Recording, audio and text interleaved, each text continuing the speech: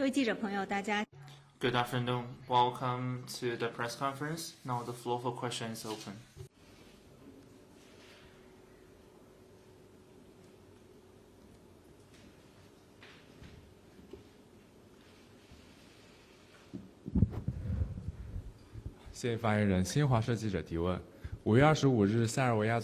Xinhua News Agency China yesterday held state events for the visiting Serbian president. Can you give us more details? What's China's expectation for future development of China-Serbia relations? At the invitation of President Xi Jinping, President of Serbia is paying a state visit to China.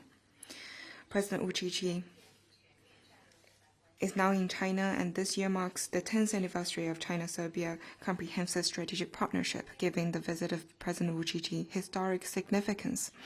Yesterday, President Xi Jinping held a welcome ceremony and welcome banquet for him. The two presidents held talks to have in-depth exchanges on bilateral relations and regional and international issues of mutual interest, and reached broad-based common understandings. The two presidents witnessed the signing of 23 cooperation documents and announced 10 cooperation documents. The two sides issued a joint statement on continuously building a China-Serbia community with a shared future in the new era, and a joint statement on advancing the implementation of the four global initiatives. President Xi Jinping awarded President Vučić the Friendship Medal for his long-term commitment to promoting bilateral friendship and advancing the partnership, as well as his important contribution to building a China-Serbia community with a shared future in the new era. On the same day, Premier Li Qiang and CPPCC Chairman Wang Huning met with him respectively.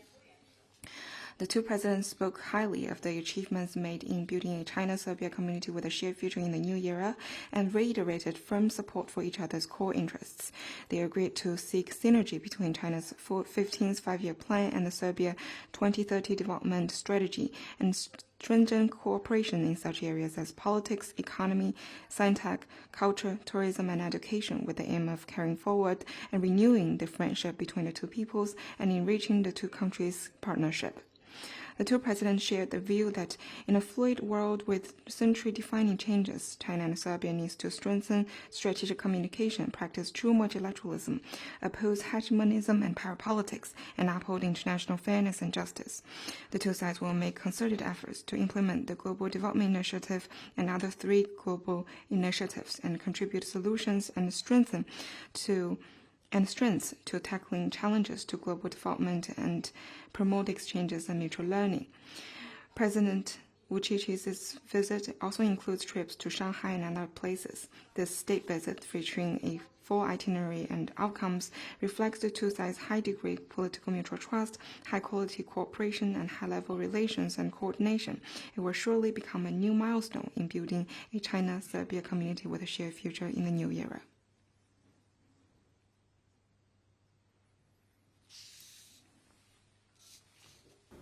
Thank you. A question from Bloomberg regarding Iran. Iran is seeking guarantees from China before proceeding with a deal with the US in order to end the war.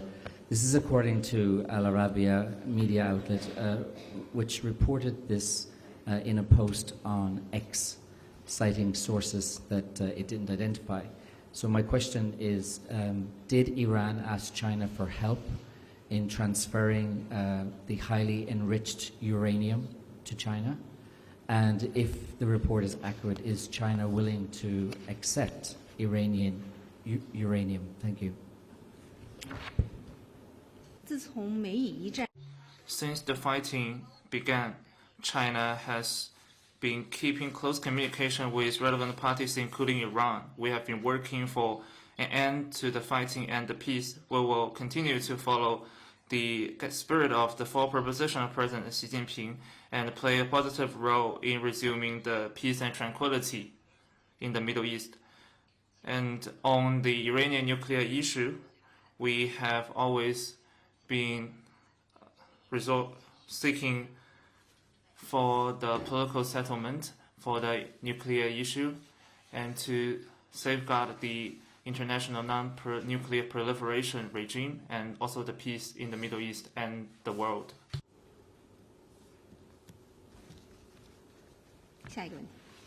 Next one, please.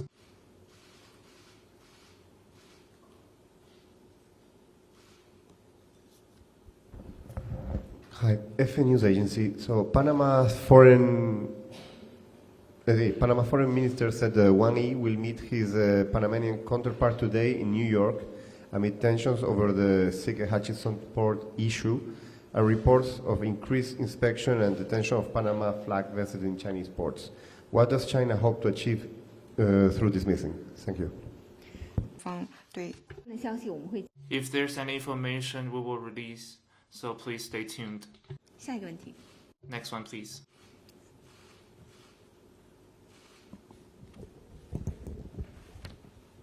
谢谢发言人澎湃新闻提问。我们注意到巴基斯坦总 We have noticed that Pakistani Prime Minister Shahbaz just concluded his visit to China.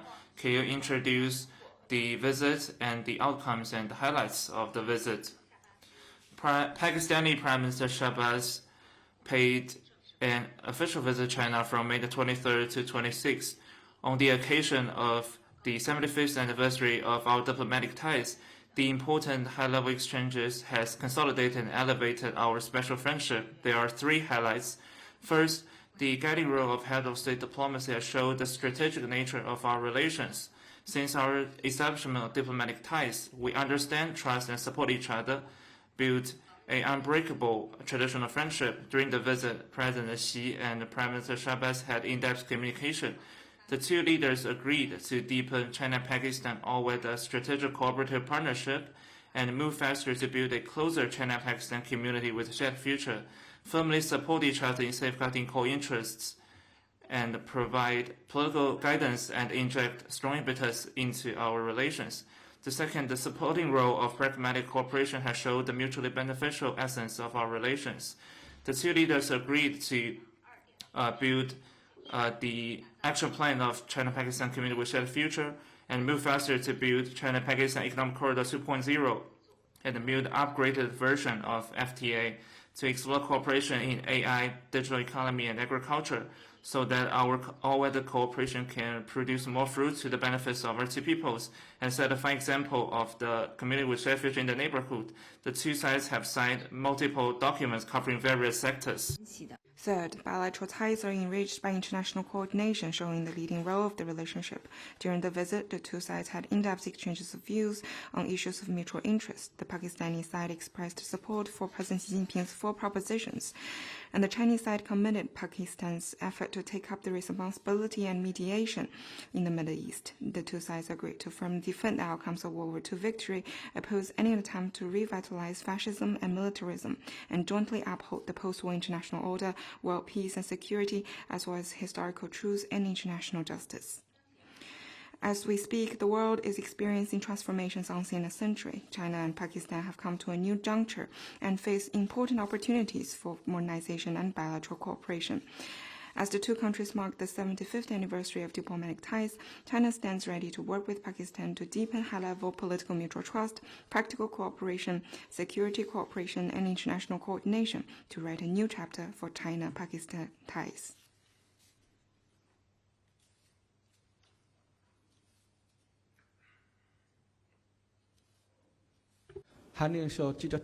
Yonhap News Agency. It's reported that the DPRK launched a ballistic missile toward the West Sea, a violation of UN Security Council resolutions. What's China's comment on that? 我注意到有关 We have noticed that relevant parties have different views on defining what has been launched. I have no comments to add. Next one, please.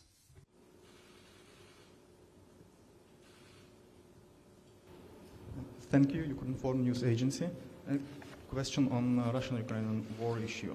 Russian Foreign Ministry has threatened that Russian military is preparing massive missile and drone attacks on the Ukrainian capital. In its statement, the Russian side explicitly threatened foreign diplomats in Kyiv with these attacks. I'd like to ask how China comment on this new Moscow's threat to escalate Russian war in Ukraine and whether it will succumb to Russian blackmail and evacuate its diplomat from Kyiv. Thank you. 外交官 兰危机中方的立场。 China's position on the Ukraine crisis is consistent and clear. Dialogue and negotiation is the only viable way out. We call on relevant parties to work together for de-escalation as soon as possible and accumulate conditions for restarting direct dialogue and negotiation.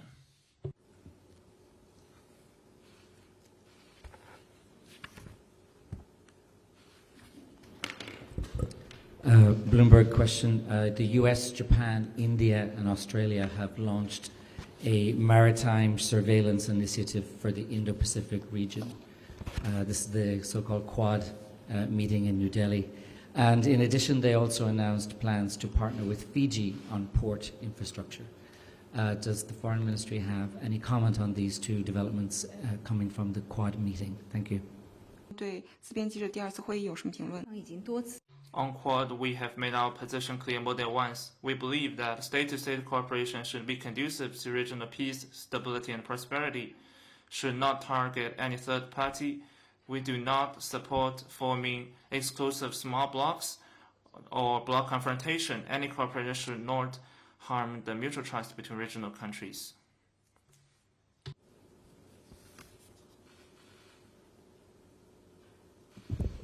发言人您好，中国日报提问。近日，日本 Recently, Japan's Chief Cabinet Secretary Minoru Kihara recently said that Japan's exclusively defense-oriented policy remains unchanged, so China's criticism regarding neo-militarism is completely off the mark. He added that in the post-war period, Japan has been a peace-oriented country and that stance will remain the same, was China's comment.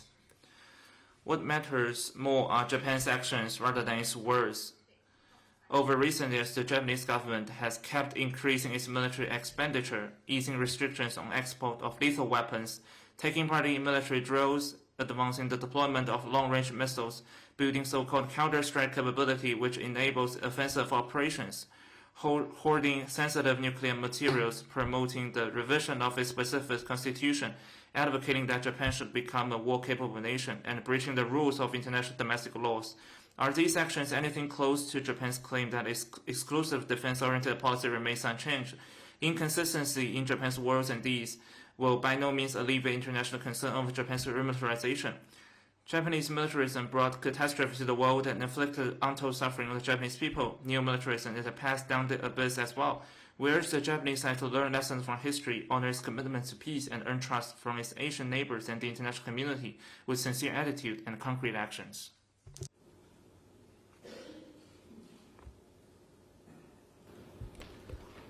Question from Bloomberg. The West African nation of Guinea has said it's finalizing plans to limit exports of bauxite from next month. Most of the country's bauxite goes to China, and around 3/4 of China's imports of bauxite come from Guinea. Does the Foreign Ministry have any comment about this usage of export controls by Guinea in terms of this type of mineral? Thank you. 此类商品有什么样的评价？可以向中方 I'm not aware of what you mentioned. You can refer to the competent authorities. As principles, any country has the responsibility to keep the industrial supply chain stable.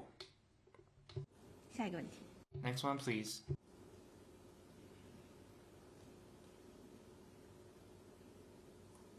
还有其他问题吗？ Any other questions? AFP, just a general question on the Middle East. The U.S. military says it has launched new strikes on Iran, targeting this time Iranian missile sites and boats. It say were attempting to place mines. This weakens the ongoing negotiations. And what is China's take on that? 方对此有何评论？ 方履行 We urge relevant parties to honor the commitments of ceasefire and to solve disputes in a peaceful manner, to continue to reach a solution accommodates the legitimate concerns of relevant parties and to resume the peace and stability in the Middle East and the Gulf region at an early date. Next one, please.